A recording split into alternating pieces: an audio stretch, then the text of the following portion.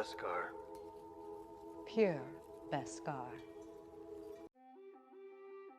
In the Disney hit series The Mandalorian, the bounty hunter protagonist was assigned a task that consisted of capturing a very rare life form whose species is important to what remains of the Empire. In return, the Mandalorian was given a valuable fictional metal ingot called Beskar. Our team decided to recreate said fictional ingot by casting a real-world metal in a custom mold that depicts the negative of what is shown in The Mandalorian.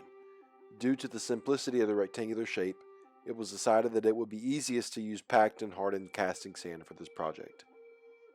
Before creating the mold, our team first had to 3D print a replica of the Beskar that we found online. This is our first time being introduced to outsourcing, since we paid someone else who was more specialized in 3D printing to do it. Although this added to the overall cost, it gave us more time to focus on the actual casting portion of the process. The following steps were used to create the mold. First, we had to build a cope and drag. We already had spare wood, so this was not too difficult. We also added multiple hinges to the frame so that we could open and close the frame without offsetting the shape.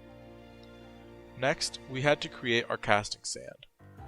The casting sand was a mixture of regular 70% quickcrete play sand and 30% bentonite clay. After mixing these two, we added water until our sand was of a good consistency.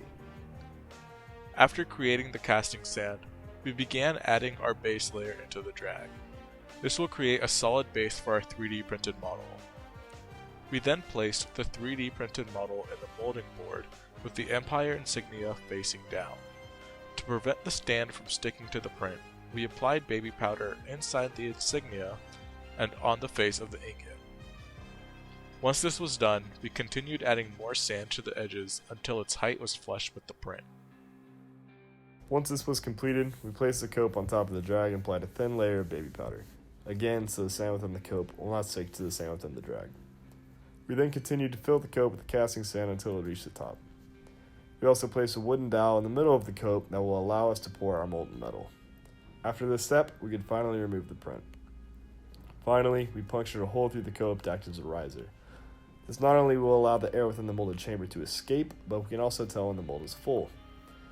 Now we finally have our sand mold, we can begin the melting of our metal.